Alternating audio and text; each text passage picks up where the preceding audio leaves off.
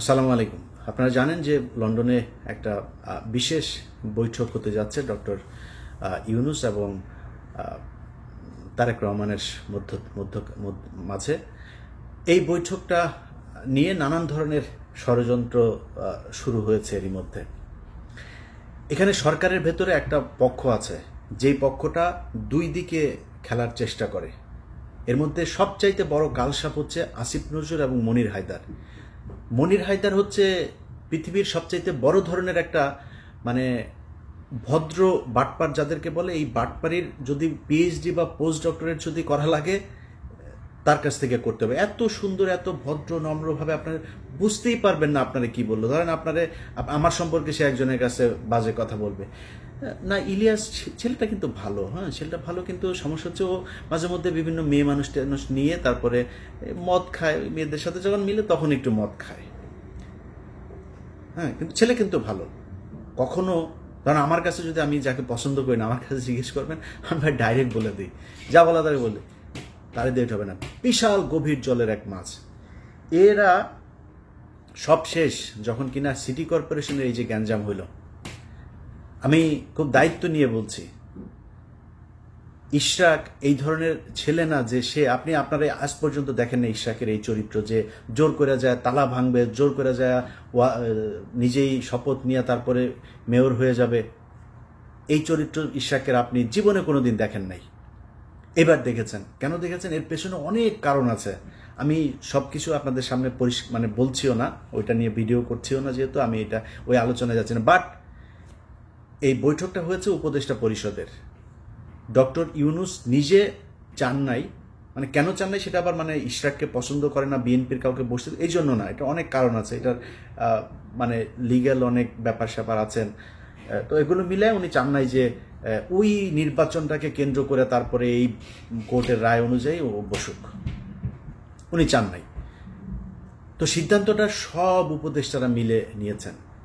এটাকে ইশরাক এবং বিএনপির কাছে গিয়ে আসিফ নজরুল এবং মনির হায়দার এমনভাবে প্লেস করেছেন যে আপনাকে বা তোমাকে বসতে দিতে চাচ্ছে না আসিফ মাহমুদ আর হচ্ছে মাহফুজ আলম। এই দুইজন হচ্ছে তোমার শত্রু, দুই পক্ষকে মুখোমুখি করে দিল। দেখেন এখন এরা যখন জানলো যে হ্যাঁ ও আমার বসতে দিবে না, তখন ওরা হচ্ছে হ্যাঁ আমার কথা শুনবে না। বিএনপির পুরো সাংগঠনিকভাবে একদম সর্বোচ্চ জায়গা থেকে ইশরাককে ছাড়পত্র দেওয়া হয়েছে, না এটা আমাদের জিততেই হবে, এইটা দিয়েই দরকারের সরকার পতনে চলে যাব আমরা। মাঝখানে কি হইল? ওইদিকে গোয়েন্দা সংস্থাও পাম দিচ্ছে এই দুই পক্ষকেই, দিয়ে গ্যাঞ্জামটা বাধায় দিল। এমন একটা পরিস্থিতি তৈরি হলো যে ডক্টর মোহাম্মদ ইউনূস শেষে বলল আমি ইতেই থাকবো না। তো ইউনূসকে আপনি যত কিছুই বলেন, এখন আমি কালকে একটা পোস্ট করেছিলাম যে ডক্টর মোহাম্মদ ইউনূস লন্ডনে যাওয়ার পরে এই যে আপনার টোকাই পার্টি, যেটা পলাতক পার্টি এখন সেখানে নানান ধরনের ইটি করছে। সারা জীবন বিএনপির কাছে কিন্তু লন্ডনে সারা জীবন মার খেয়েছে ওইখানে, এবার তারা বিশাল আকারে দিয়ে। তো আমি এটা পোস্ট করেছিলাম যে বিএনপির উচিত ডক্টর মোহাম্মদ ইউনূসের ইয়েতে থাকা। তো বিএনপির অনেক মানুষজন আবার এটাকে করেছেন যে বিএনপি এখন কেন থাকবে, বা বিএনপি এই জন্যই থাকবে কারণ এই ডক্টর মোহাম্মদ ইউনূস যদি নাকি এই গত 10 মাস না থাকতো তাহলে পরিস্থিতি অন্যরকম হইতে পারতো। সেটা কাইন্ড অফ আমছালা সব যাওয়ার মতো অবস্থা হইতো। আবার স্টুডেন্টদের সাথে আপনি দুর্নীতি করছে, এই যে আপনার কি এই যে হান্নান মাসুদকে নিয়ে আলোচনা হচ্ছে, দুর্নীতি করছে তো অনেকেই দুর্নীতি করছে, করে না কে আমার এইটা বলেন? যে ওই দলের এই ব্যক্তি এই পর্যন্ত ক্ষমতায় ছিল, করে নাই, করে তো। এই ছেলের তো আপনার জুলাইতে তার যে অবদান, এটা ভুলে যেতে পারবেন না। তো এই জায়গায় রেসপেক্ট রাখতে হবে। এদের কারণে আপনি আজকে অনেক কিছু পেয়েছেন, অনেক কিছু সহজ হয়েছে, এটা মাথায় রাখতে হবে।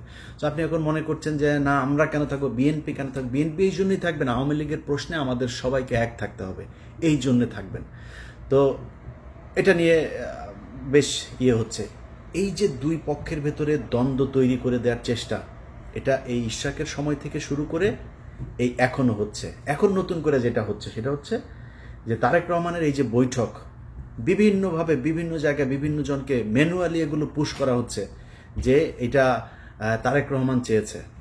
দুই একটা এই সোশ্যাল মিডিয়াতেও চলে এসছে যে তারেক রহমান চেয়েছে, গণমাধ্যমেও দুই এক জায়গায় দেওয়া হয়েছে এইভাবে যে তারেক রহমান চায় এই বৈঠক হোক। তারেক রহমান এই বৈঠক হোক এটা চায় নাই। আমি একদম দায়িত্ব নিয়ে বলছি, তারেক রহমানকে অনেকভাবে রিকোয়েস্ট করে তাকে রাজি করানো হয়েছে। স্থায়ী কমিটির সদস্যের বিভিন্ন জনের কাছ থেকে একাধিক উপদেষ্টা গিয়ে তারপর তারেক রহমানকে রাজি করানো হয়েছে। তারপরে তারেক রহমান রাজি হয়েছে। এখন তারেক রহমান রাজি হয়েছে, তারেক রহমান রাজি না হইলে খুব ভালো হইতো, তারেক রহমানকে আমি ভালো বলতাম। নো, তারেক রহমান যে রাজি হয়েছে এটাই ঠিক করেছে। এবং যারা প্রপোজাল দিয়েছে, উপদেষ্টারা হোক, ডক্টর ইউনূস হোক, যারা প্রপোজাল দিয়েছে ভাই ছোট হয়ে যায়নি তারা। আমি মনে করি যারা প্রপোজাল দিয়েছে তাদের পক্ষেই থাকা উচিত, সেই ভালো কাজ করেছে। কারণ বিএনপি এবং ডক্টর মোহাম্মদ ইউনূস এই দুইটার মাঝখানে ফাটল তৈরি হলে তৃতীয় পক্ষ এখানে ঢুকবেন, অথবা আমরা সেটা চাই না। এবং তারেক রহমানকে কালার করার জন্য বা ছোট করার জন্য, তারেক রহমানকে একটু মানে ইগো করে দেওয়ার জন্য, একটু অ্যারোগেন্ট করে দেওয়ার জন্য যে চেষ্টাটা চলছে, আমি মনে করি এই চেষ্টাটা সফল হয় নাই। যে কারণেই বৈঠকটা হচ্ছে এবং আমার মনে হয় ফলপ্রসূ একটা, এই গেল কয়েকদিনে আমাদের যে সংকট ছিল সেই সংকটগুলো আর থাকবে না। তো আমার দুই পক্ষের কাছে অনুরোধ থাকবে যে ভাই, কেউ যদি নাকি বৈঠকের জন্য অফার করে, আবার আর কেউ যদি সেটা অ্যাকসেপ্টও করে, কেউই ছোট হয়ে যায়নি।